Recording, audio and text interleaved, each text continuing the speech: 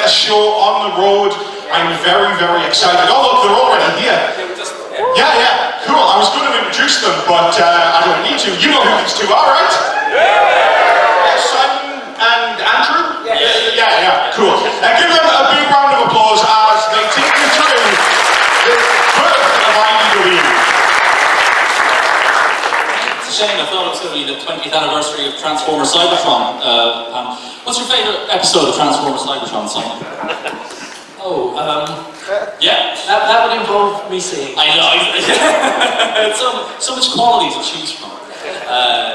Yeah, for some reason I've been put in charge of this panel, and I'm very happy to do so, because I want to hear what Simon has to say about this, the 20th anniversary of IDW Transformers getting a license. And it was a big deal. It is a big deal, because it feels like it's kind of, it was a juggernaut that kept on rolling and kind of kept on growing and gathering more moss, and you guys are the moss, and we thank you for being gathered. I've got notes that I've been given. It says, notes should be there, mate, pretty straightforward. My thought for the panel was, Simon, how did you make the connections with IDW that led to you becoming the architect of their new universe? Well, there's a little bit before the IDW thing. If you've been listening to the Rest Is Giant Robots, you will know that Andrew and I, before IDW contacted me, we actually put in a bid for the license to produce Transformers comics. That was news to me. That is recent news to me. Yes, yeah. Well, this is it. If you want to see the exclusives, they're on the Rest Is Giant Robots. Do listen. But we've never talked about this, but back in early 2005, after the collapse of Dreamwave, we got together with Titan Books, Publishing, Comics, whatever they were calling themselves at the time, with whom I had a working relationship anyway, and we put together a pitch for taking on the Transformers license. It would have been Wildfire Productions and Titan co-production, and this was something we thought we really could do a good job with, and we put together a pitch. We put together a pitch for a Transformers Cybertron comic, because that was the series at the time. And Hasbro were very receptive. We didn't get the license in the end, and part of us is slightly thankful for that, because it would have been an incredible responsibility, I think, and onus on us, and it would have really precluded, I think, any other work for either of us, just running a publishing company, which was new to us. As good as it could have been, and you guys would have been at it, it becomes the sort of thing where, all the admin and the responsibility of it just sounds like it's not the reason you get into this business, is it really? No. I mean, I think, we liked it because at the time we were slightly out of work, really, after Dreamwave collapsed. I had bits and pieces, and it felt like a very cohesive way forwards to actually be the Transformers comic publisher with Titan. And there's so much to be said for kind of owning your own kind of direction, even if you don't own Transformers, but I'm taking charge, and so that's one of the huge benefits of that. Yep, and yes, so we did, before IDW there was this, we had our bid in the ring. I don't know who the other sort of people bidding on it, but I know from speaking to Chris Ryle later that IDW were also one of the smaller parties, if you like, in that kind of people bidding for the license. I think they were one of the smaller companies. Chris Ryle used to tell me that they had to get over that. What's an IDW and what are we talking to them? Why are we in this room with them? But obviously IDW also came with, I think, what we were offering as well, which was a very small outfit that would go with Hasbro rather than be a big corporate entity already. But yes, anyway, IDW got the license, and quite independently of all this, Chris Ryle reached out to me. Chris wanted a combination of fresh art. He didn't want to he wanted to break away from the Dreamwave art style a little, and he had been introduced to E.J. Sue by, he'd done some, I think he'd done something called Mech Jacket. Or the Tech Jacket with Robert Hurtman. Yes. So he was already kind of in what would be Skybound, that fold. Yeah. So, so Chris was made aware of EJ, but he wanted somebody who also knew the brand inside and out and the characters. I don't think he wanted to start with a writer who didn't know anything about Transformers, and so there was that mix. I had initial discussions with Chris about what direction we should take. It was always going to be a sort of fresh start. There was never a question of continuing the Dreamwave series because it had all ended mid-flow and in a tangle of bankruptcy and creators not getting paid. So it was a difficult thing. And also IDW didn't want that baggage with it. They wanted something that would be, sort of first jump in, anybody can pick up and read. And so, first of all, the thing I pitched to Chris was a folding of, funny enough, what IDW almost ended up doing at the end, a multi-reality collapsing into a new singularity universe. Crisis on Infinite Cybertrons was what we dubbed it. And that was all fine, and we thought it was good, but again, slightly prohibitive, off-putting to a newer audience who might just be completely confused by all these other iterations. Yeah, and how many episodes of this soap opera have I missed, sort of thing. Yeah.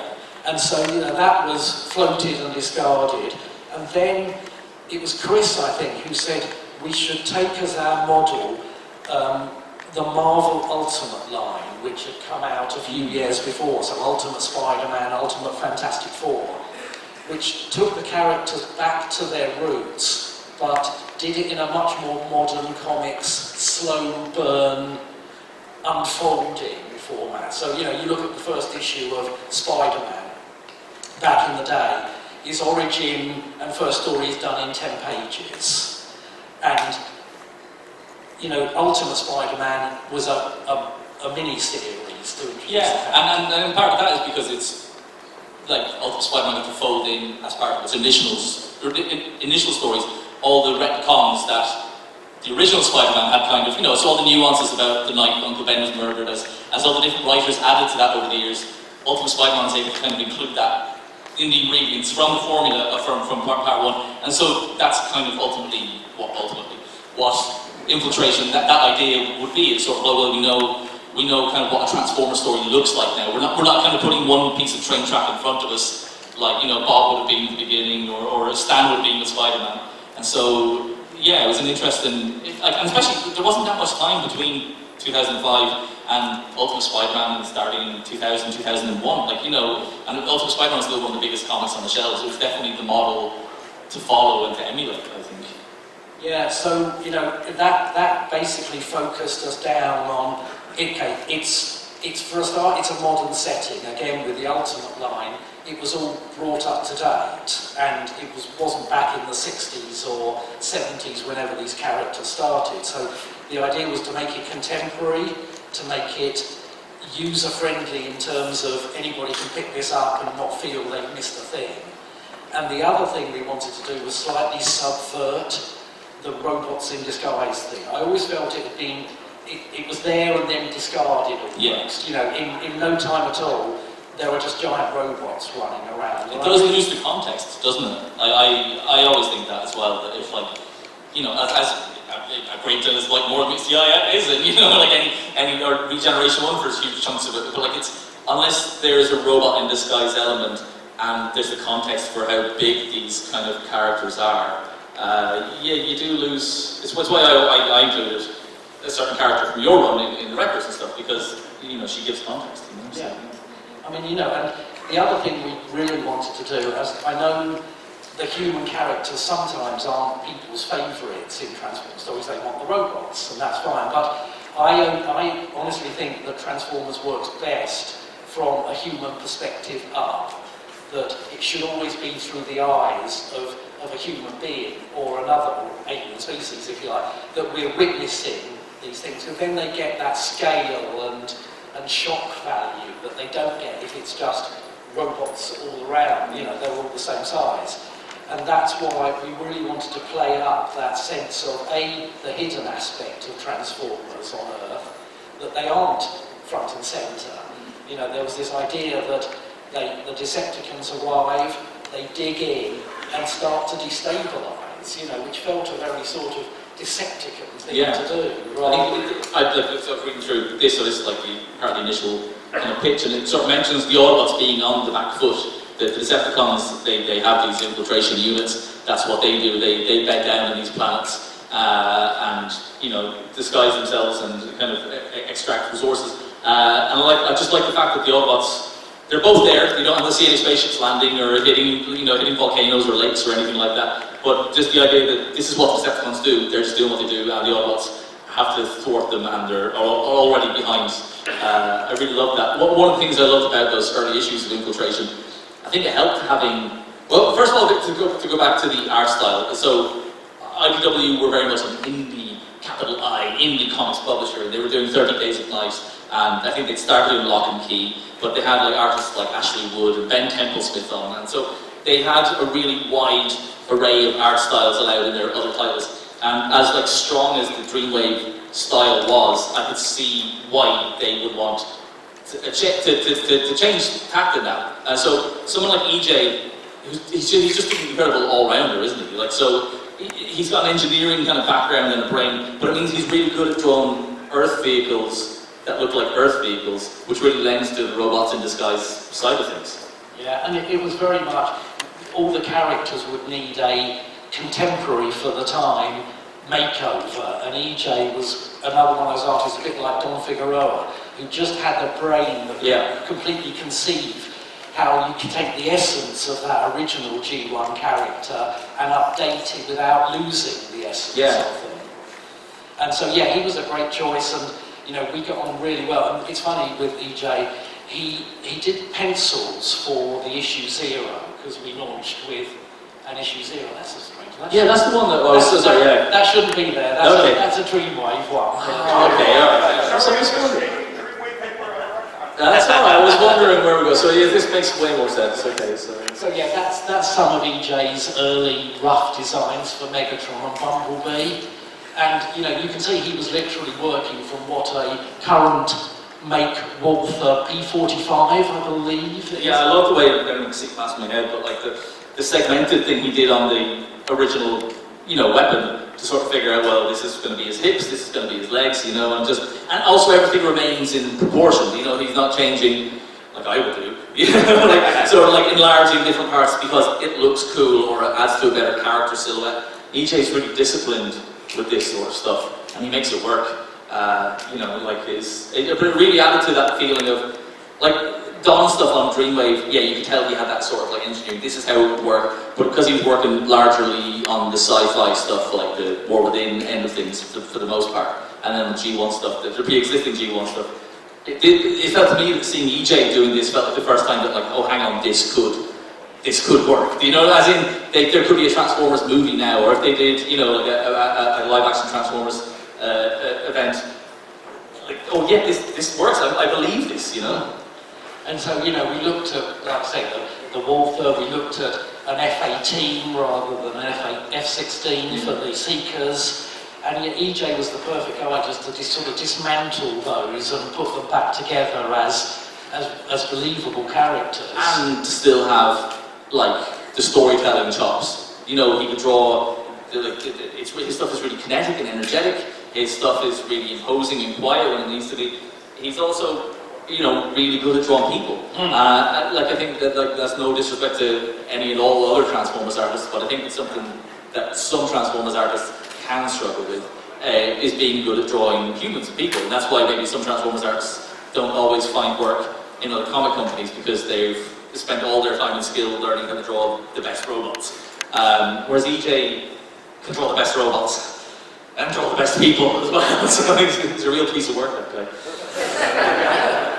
So we'll come back to that in a second, because that's moving on to. So this is Infiltration.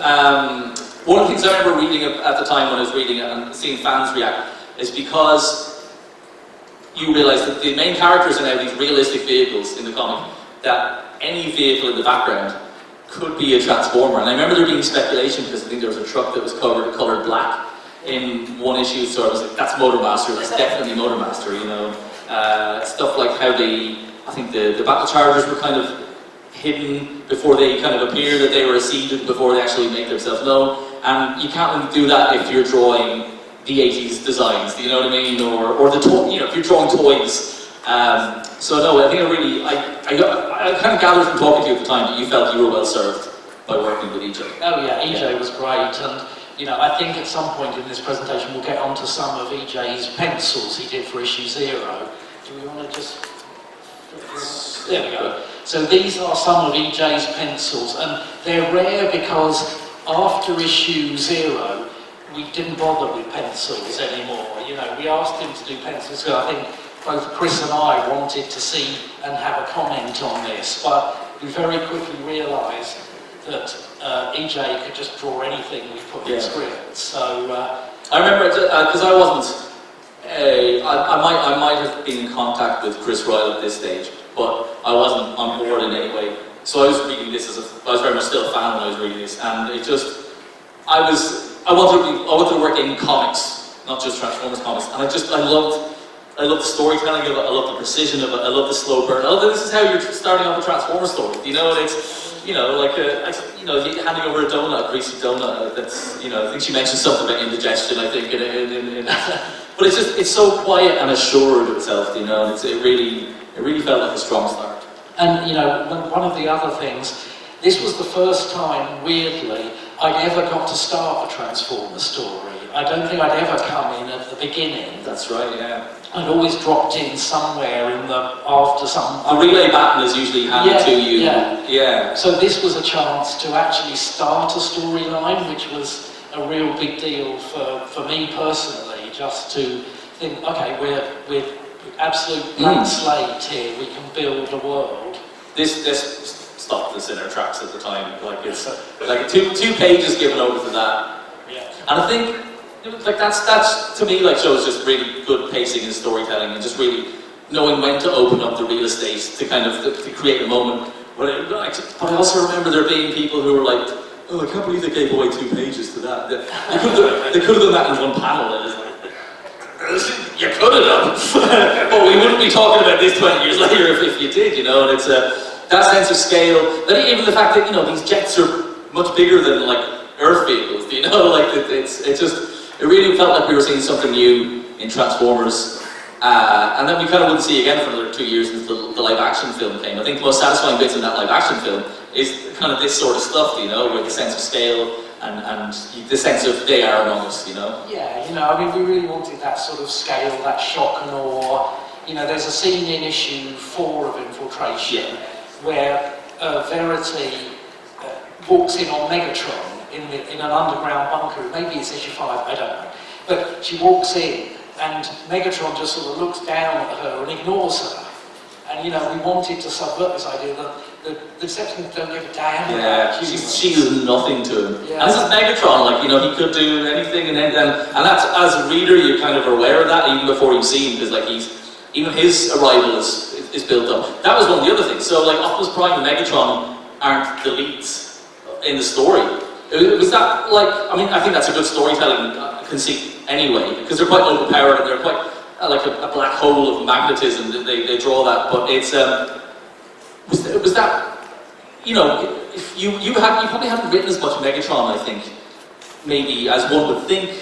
I mean, the Dreamwave stuff for sure, but with War Within, but you kind of codified a lot of stuff there. But in the Marvel stuff, it was more Galvatron was kind of your front and center guy, you know? Yeah, I mean, the thing with Optimus Prime and Megatron, and, you know, this changed, we'll talk about this at the Stormbringer in a minute, but we really did want this slow burn and the focus, but part of it was story-based, and the idea that Megatron and Optimus Prime were on Earth didn't quite fit with this pan-galactic kind of conquest idea where they were digging in and destabilising worlds all over the galaxy, and Earth was just one of those, and then it becomes important because of War 13, but it didn't feel right to have Optimus and Megatron actively involved in Earth. They're the commanders-in-chief.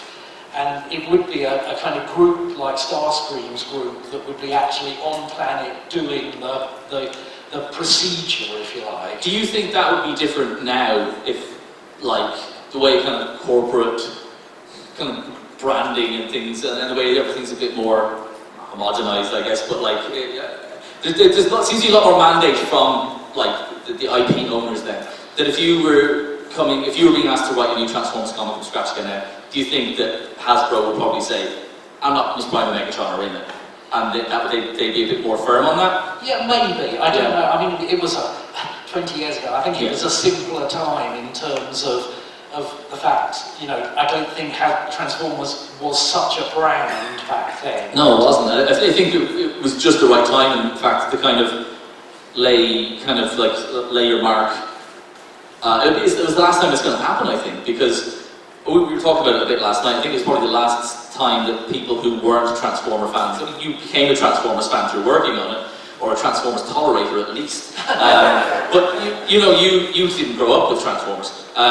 Like, I think now anyone who is going to be working on a Transformers project, movie, or comic, as someone who's familiar with it, you know. And so I think, yeah, like this pre-live action 2007 movie, you laying the groundwork on this was probably the last time that someone who hadn't grown up with it is kind of, yeah. And in fact, what changed was not Hasbro telling us, oh, you need to do more of this or that. It was the internet telling us, because this was... You listened. Yes, we did. This was the first, I think, Transformers comic I'd worked on where we had live, in-the-moment feedback on issue 1 and 2, and you know, it really was a kind of, oh, wow, okay, people like it, but there's a lot of, it's too slow, there's not enough robots. I want to say they were wrong, but I mean, we got the best of both worlds, you know, like it's kind of, it doesn't negate, because I still feel that you were, unless you'd say otherwise, you were still able to tell your infiltration onto escalation story. That felt like nothing had changed really between the two of those, had they? No, I mean, you know, those were allowed to carry on, but the compromise we came up with was Stormbringer, which was all robots on Cybertron, you know, no... It was literally the tag on the advert, wasn't it? Yeah. It was like... Only robots... Come back! Only robots on Cybertron or something. So yeah, Stormbringer came a little bit out of left field, but like a lot of the things, it ended up just sort of world building and adding to the Asians. To me, that's where the Furman protocols kick in. Is like there's a course correction. You didn't see it coming. Now you've got to write your way out of this, Simon, and you did. Like it's the same as like when you were like back in the Marvel stuff where you were kind of being thrown curveballs by another writer or by a toy mandate, perhaps, or by imminent cancellation, and suddenly you're like, you bring out your big guns. You're always so strong when you're writing this sort of stuff, Well, yeah, because it's very rarely, I had a plan for infiltration and a certain amount of sense of where that would go. But if you lock yourself in too much, it can be problematic. And you have to be able to go, okay, we've got Stormbringer, but let's use that. Oh, look, we've got Spotlights. Let's make those standalones, but also another little character spot that's going to pay off somewhere. So either a little bit of prehistory on a character, like Spotlight Shockwave, like Spotlight Soundwave, or a story that you think is completely separate and then has a payoff later in one of the Asians. And it struck me because before, once I knew I was doing this panel, I generally had to go back and read the stuff because it was written a long time ago and I've forgotten it. And I've forgotten how many, when we get to Revelation, which is only 4 spotlights, how many previous spotlights get a little payoff in that. I was always going like box ticking. Spotlight Soundwave, tick. Yeah, that's wrapped up. Spotlight tick. Neat little bow. So you have to just sort of, if somebody throws you a curveball, how can I use that to expand, to make it more than we set out to do. And I think that's where it was evolving all the time.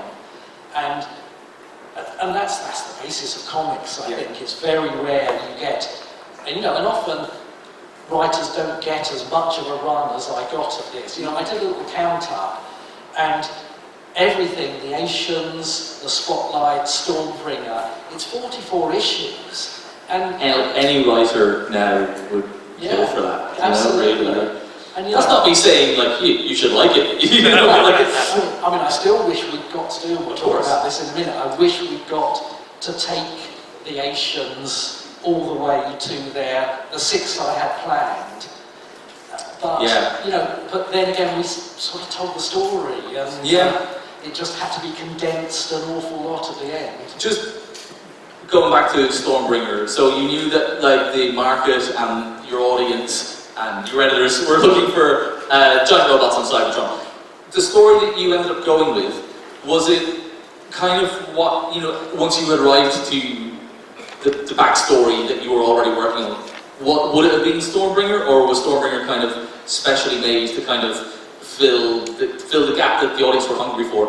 And as well as that, was there any chance when you were pitching with IDW that IDW were looking for, or you were looking for, I think you did answer this already, a non-Earth-based Transformers comic? Was there ever any chance that it was going to start? No. We wanted it. And I think it's set out right from the start. The Cybertron, everyone's moved on from Cybertron. Yes. It's a pretty uninhabitable wreck of a world. And we thought that's great because we wanted that idea that the Transformers has spread across other worlds. And just because we know these are the main characters doesn't mean they're the main characters. I kind of got that impression from Infiltration that these guys weren't the A-list mission. Prowl and Sunstreaker, and just because we think they're the cool kids, that they're on Earth. So they can't be that cool. But then that gave me, Stormbringer gave me a chance to introduce a whole other set of characters and concepts. Yes. And it gave me a chance to default to some of my characters. That's what like Thunderwing and Bludgeon, and just characters I love to write. Yeah, so, and teaming up with Don as well. As a team that was such a strong, it was so welcomed so strongly, from War Within. It really felt like that was when Dreamwave really found its feet. Not for everyone, but a lot of people did. They really felt like, oh yeah, this standard of art and colouring and this level of storytelling is kind of. And it was great to see, because he's one of those bar-setter artists as well, he's kind of, with EJ, it's kind of hard to not take on a lot of their influences, or to, fold it into what you're doing, because otherwise you're going to be left behind, So it's incredible seeing, and Don just seems to have a machine level of output, a bit like Alex Milne, he seems to relish the character design, but this level of character design for every background character going, sort of thing, and especially when you consider that we're not getting paid to design these characters, it's a sense of pride and mental illness that makes you draw like this, So it was Don who introduced me to the concept of Thunderwing having exo mode as well, which I didn't know about. So it was like, okay, we'll use that. Fine, you've done a nice little sketch and shown me how it works. So it was a pleasure working with Don because he did bring an extra level of... and he's knowledgeable about Transformers themselves, like that, and even, being able to figure out robot versions of these pretenders and stuff. So it's so there was Stormbringer, and then the Spotlights kind of must have been in the pipeline around then as well, and so that was I can't remember how rapidly the Spotlights rolled around, but I think by then we were up and running. Things were obviously selling decently. So it was about a year afterwards, because I was working on Shockwave in early summer 2006. Right. So, and I think it came out September, October 2006. Yeah. So, that's roughly a year from the launch of Infiltration. So things moved quite fast. The Stormbringer was out by then as well, and Spotlights were coming out, and they were doing the Hearts of Steel and stuff on the other side as well. They were doing their Elseworlds book. But it felt like there was room for all these different styles of art. like even though you were the sole story, just script writer, like this, once the spotlights came on, we were able to have like lots of different varieties of art. So like Mark Bryce did the Nightbeat spotlight. He's the guy who did the Shockwave cover, the Transformers Are All Dead, from like the Marvel run, and then he hadn't done any Transformers interiors, I don't think, but he was a well-known entity within comics widely, and then he got through the Nightbeat thing, and I think that's Chris Ryle. He's got a fondness for kind of working with creators that he's been fans of and being able to bring those in. I think Marcello got his go on his first go with IDW anyway. Robbie Musso. On Magnus. Work, Ultra Magnus, and obviously you did Spotlight Shockwave to start off with, And you know, I mean, it's funny with Spotlight Shockwave, in a way it was both a blessing and a curse because it set up so much, but it also put a very high bar on the spotlights. I think everyone loved Spotlight Shockwave, and it was always a struggle, at least to me, to kind of keep that bar up there. It just sort of, it ticks so many boxes. It's been interesting because we've confirmed that a lot over the years, and I felt that, and I was surprised to know that you kind of felt that too, because you've made a lot more comics than I have, and a lot more better ones, and it's like, oh, you think this is good too, because I thought this was really good, and you look back, because I look back at stuff for reference all the time, and you look back and it's one of those comics, despite working on it, it's hard not to kind of read a few pages of it, because it's one to be proud of, isn't it? Well, and also, again, when I look back, I hate looking back at my stuff, but you know, I always find Spotlight Shockwave a good example of me being a little bit more lean and mean with the scripting and the dialogue. It's not overwritten, and you know, I think that's sometimes where I'm guilty of overwriting. You know, I think writers just are, but you know, I think some of the better ones are the ones where, you know, I mean, it's just a big fight between Shockwave and like the Ur example is the John Wagner way of writing Dread, you know, panel descriptions. Stuff. Your stuff was quite lean as well, and like when it came to me writing a little bit myself, and like I was showing you stuff, like you were right. I definitely suffered from early and first writer syndrome, where you're like, well, I'm never going to get a chance at this again, so I've got to put every thought I've ever had. But your stuff. Yeah, it's weird when sort of saying it to your face, well, so look away.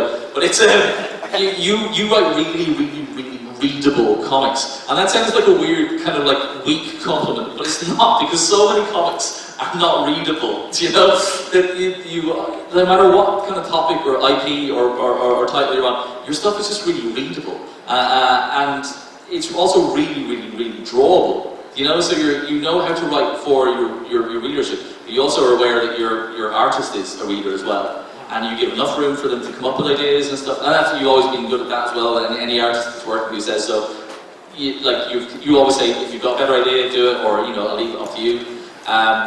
But it's almost, from reading your scripts and drawing them, I find that it would almost be hard to screw them up. Now, I know you talk about examples where that has happened, but like you write it so clearly and so direct that it's like, well, if I just draw the things in the order Simon is asking to draw them with, at least the story is readable, you know? Yeah, I mean, it helps that I was an editor as well before this, because it helps you develop a visual comic sense. Yeah.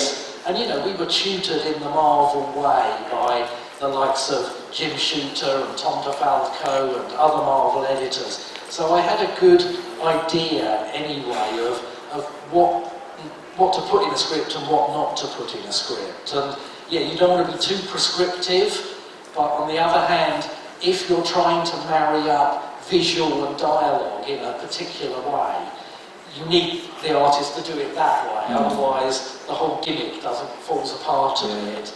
You know, you shouldn't be able to see the join when you're reading a comic. Yeah.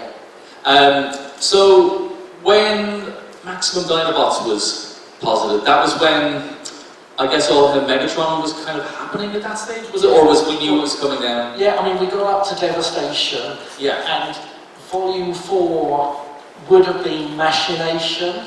Yes. But that's what became Maximum Dinobots. Oh yeah, of course, yeah. Okay, so that was going to be Art 4, but Art 5, Revelation, would have bubbled away in the background. You know, there was always this, my favourite method is just to always tell one story but have two others, you know, slow boiling in the background, coming... Until the inevitable happens. Yes. And so we would have had Revelation chugging along in the background just at a slower pace than we eventually did it. I don't think Machination would have focused as much as it did on the Dinobots. They would have been in it, but it was never supposed to be a Dinobot story. You know, if anything, it was a Hot Rod story. Yeah. Machination and Sunstreaker, because they were the two most mixed up in it, and Scorponok. But yes, Machination would have been Arc 4, then Revelation, which would have been the opening of the Dead Universe, and then finally Expansion, which was going to be this opening the portal and the meshing of the two universes. So, you know, it was long form in that way. So really, when it came to Revelation, and I just had, well, I had Maximum Dinobots, and then I had 4 spotlights, and it just felt like, wow, I've got what was going to be 12 issues almost to get into, and also put a character spin on them. To make it, And what was the market reasons then at the time? Can you remind people of why it was mini-series? Was it just because it was like issue 1s? I think that was just the model IDW start, rather than start with an ongoing, which can seem like a proposition, and then you get to that thing of issue 13 and people haven't read the first 12. I think Chris Wilde just liked the idea of 1 to 6, 1 to 6. You'll get at least one issue, 1 or maybe 2 every year then, so And that would have been fine, but, you know, things changed. I don't know whether sales were holding up as well as IDW would have liked. They'd been pitched this all-hail Megatron, not even soft reboot, a sort of reboot. And Chris was keen to do that. And, you know, I was a little frustrated because I thought we had a sort of somewhat agreement. We could, I hate just stopping dead. But, you know, they gave me Maximum Dinobots and Revelation just to tie things up as much as possible. But it did make it very, very condensed. When I look through Revelation again, it's so many things going on and being, you know, like I say, it's almost like box tick. It's like, tick, tick, Nemesis Prime, tick. That doesn't mean it's bad. I see, you know, I could see someone looking back at something. I can see why you're going to be the one to see this isn't how I would have wanted it to go. But as a reader at that one, especially that final issue where EJ is, like, it was the first time there'd been like a fully painted issue, and EJ had done like full color digital artwork, and it was just incredible. And in fact, in some ways, the art was quite overwhelming because, like, painted artwork requires a different brain to look at. I think, you know, that, you know, if it was something a bit more kind of almost clean, black and white, like, you know, starker lines, you could have digested the dense dialogue and the story as well. But it's quite an issue though. I remember really like buzzing reading that one. Sincerely, And like I say, you know, at the time it felt like a little calamitous. But when I look back, I think, no, 44 issues, we told a story, and then, you know, I'm pleased to say that after All Hail Megatron, it didn't kind of transpire, I think, as IDW wanted it to or expected it to, and then elements started coming back into that, and then, you know, creators like Nick and James and John Barber just started to pull elements. It wasn't even out of a sense of like loyalty, although there was a little bit of like, I wanted to see where these characters and strands were going. And that's not a thing against All Hail Megatron. All Hail Megatron like felt like, in a good way, like a summer blockbuster kind of event thing. But it also kind of felt quite self-contained. And for the strands that it did touch on the stuff that you set up, there's still plenty of other ones left kind of dangling and stuff. And so when Records came up, there was no, so Records was kind of pitched to me to say, would you draw this, or would you write and draw this story?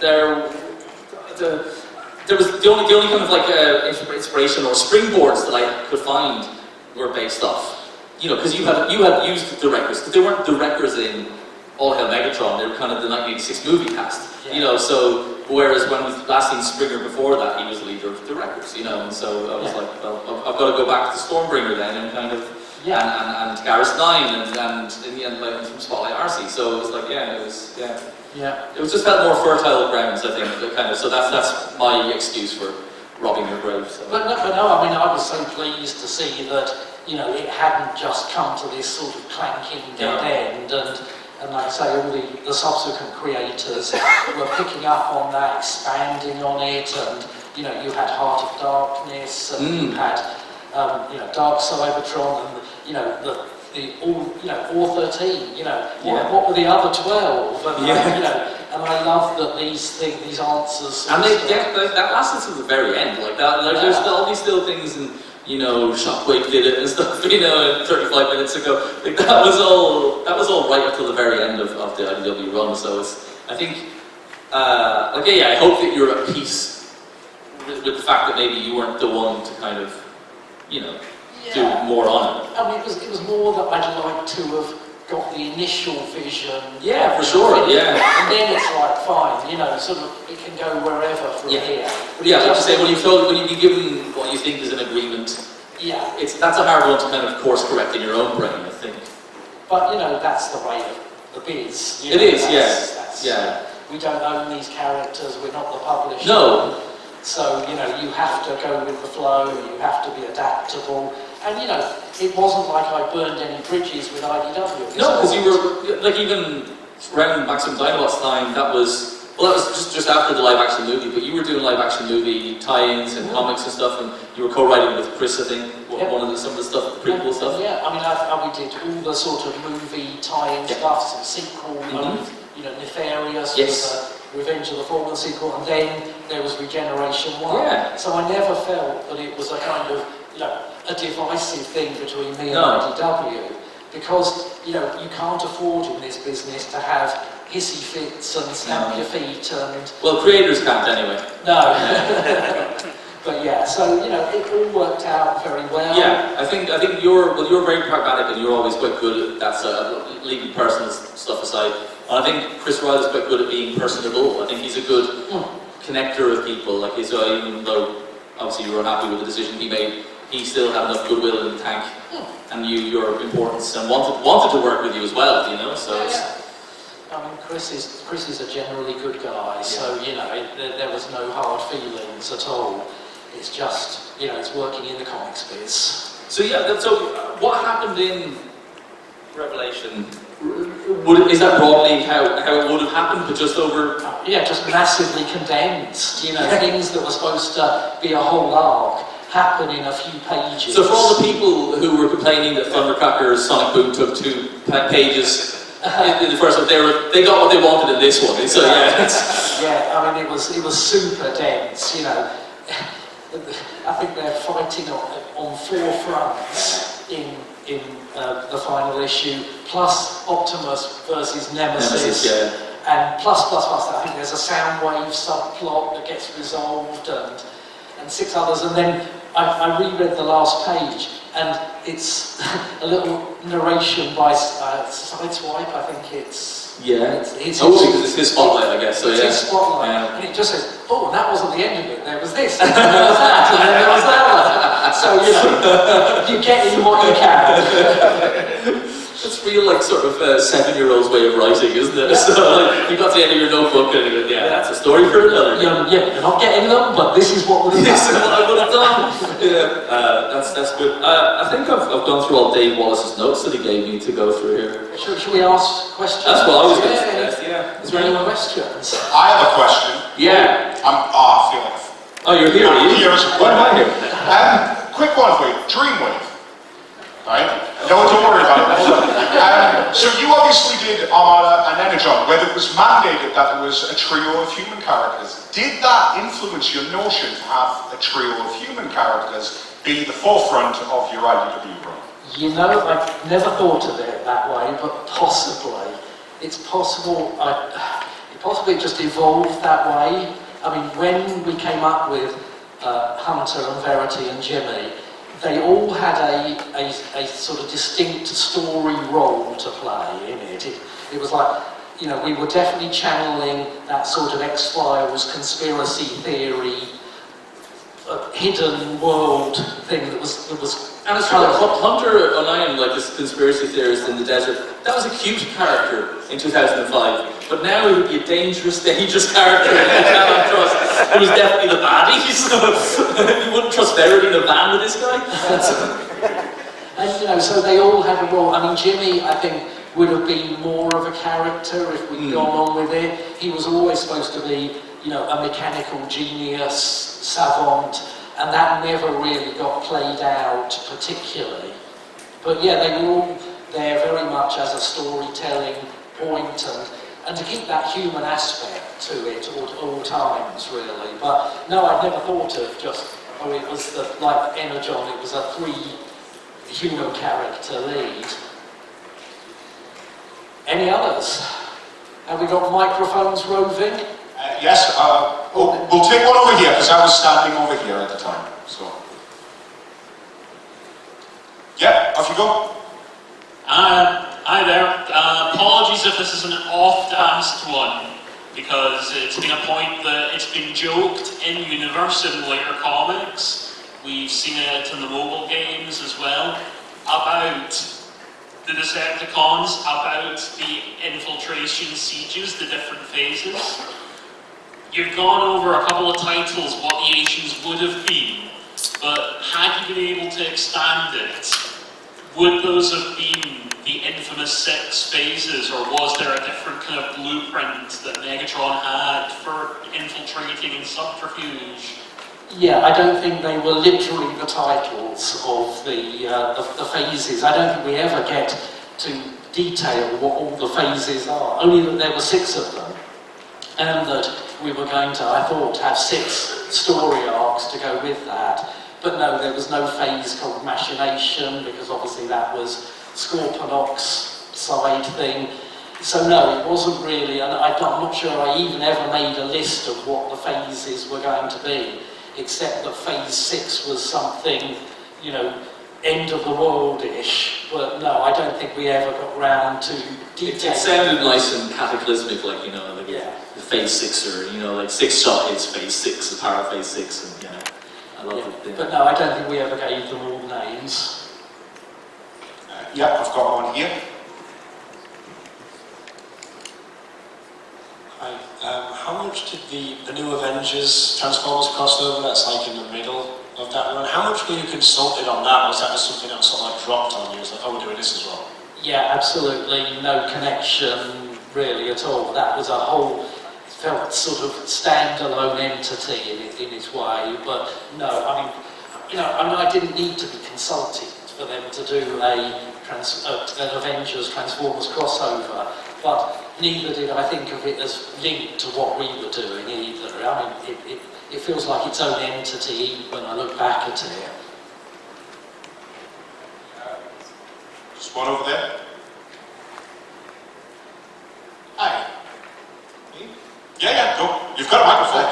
So, in the Secrets and Lies series, were there any plans to go beyond that? And if so, would you have revisited some other UK Marvel storylines? Yeah, we, you know, that was one of those things that evolved out of almost nothing. It was only ever meant to be a one-shot, Secrets and Lies and Transformers 84. But yeah, I would have happily run for years and years on that. So yeah, you know, we'd have carried on. We'd have tried to touchstone other Marvel UK and US stories in it. I felt that was something we could have done more and more of. I've just got one here. So your writing is often more associated with like cosmic epics than like the more human level stuff, which would, like, historically that's more of Bob Budiansky's thing. So I'm just wondering what thought went into like the starting infiltration with this very grounded, quote unquote, Budianskian world building.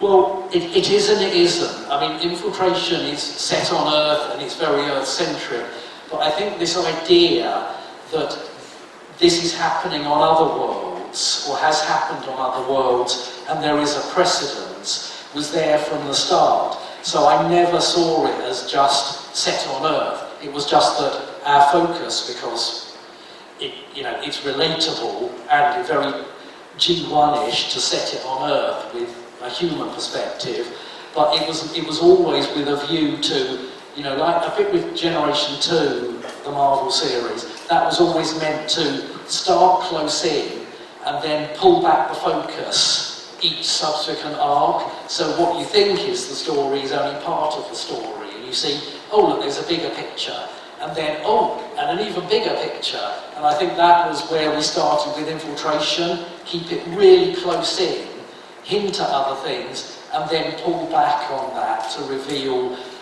the bigger and bigger picture each time. One over the other side. Hiya. You nearly started the IDW era with Crisis on Infinite Cybertrons, as you call it. You nearly finished it with Collision Course. Is there anything you can tell us about that? Well, Collision Course, I mean, you can probably help with this, Nick. You were involved. So I wasn't involved because I was given my own ending of Transformers to write. Yes. So yeah, but I was also working on Last Spot Standing, and then knowing that you guys were doing Collision Course, I was like, why can't I do it? Because you're doing Last Spot Standing, so we gave you a whole series. Yeah. Collision Courses. Yeah, I mean, it was nice to be invited back. I mean, obviously it never happened, but I got as far as constructing my 10-page segment. The plan for Collision Course, it was going to be a 4-issue series, I think 4 issues, that basically was a multi-dimensional, the Crisis on Infinite Cybertrons I pitched way back when was almost what Collision Course was. And I was writing a segment set in Regeneration 1 universe that would fold into this massive collision of universes. And so it was really nice. I got to do a Starscream story for that, and it's a great regret that never happened, because it would have been really fun to do. But yeah, it was great. It was a lovely Zoom meeting where we had, I think, me, James, Chris, Tom Scholes was on it, yeah. Flint Lilly was on it, was he? Yes. No, was he? Yeah. No, Brian Ruckley. Oh yeah, of course, yeah. So, we all had our little, well, you can do this, that makes more sense to you to do that. And obviously John Barber was writing the whole 4-issue thing, and we were doing our little segments in issues, I think it was 2 and 3. So yeah, it would have been grand to do and a nice way to finish off, but... It's bad to think how many more universes there could have been involved by that stage than if you had done it at the start of IDW. Yeah. Like 20 years ago, you would have had like some Beast Wars and some Beast Machines or whatever maybe, but like it feels like in the last, since the live action movie, it feels like, you've got live action movie and so many different animated shows and so many specific toy ranges, video games, it's like even within the comics there's been multiple universes, so it would have been something. Yeah. And I'm afraid, unfortunately, we have run out of time. Oh, sorry. But Nick and Simon will be around. Simon will be back later on here as well with Andrew Waldman for a live edition of the podcast. Before you score, just a quick one for both of you. Just if you could sum up in just a few words, just what the beginning of IDW meant for the both of you.